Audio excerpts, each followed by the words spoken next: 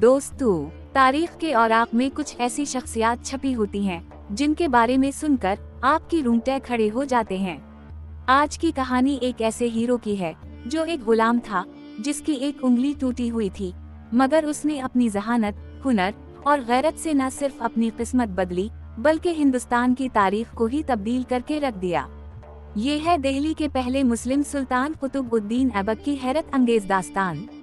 जरा आंखें बंद कीजिए और अपने आप को सदियों पहले गजनी के एक बाजार में तस्वुर कीजिए। हर तरफ शोर है, खरीद वो फरोख्त हो रही है।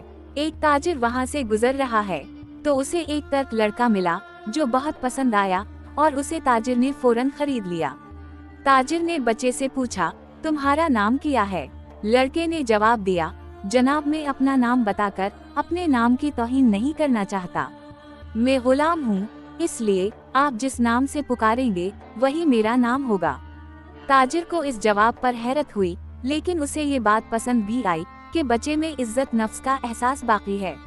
ताजिर ने इस बच्चे पर खास तवज्जो दी और इसकी तालीम और तरबियत का इंतजाम किया। बच्चे ने बहुत जल्द तीर अंदाजी, तलवारबाजी और शहसवारी में ऐसी महारत हासिल की कि खुद ताजिर हैरान रह गया। गजनी का बादशाह शहाबुद्दीन गौरी एक बार घोड़ों की दौड़ का मुकाबला देख रहा था।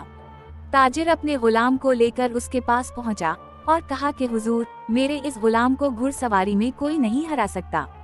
बादशाह ने मुस्कुरा के लड़के से पूछा, तुम कितना तेज घोड़ा दौड़ा सकते हो?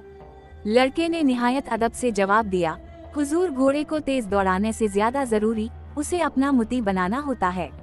गौरी ने चौंक कर उसे देखा और एक बेहतरीन घोड़ा उसे देते हुए कहा, लड़के, तुम इस घोड़े को अपना मुतीवु फरमाबरदार बना कर दिखाओ।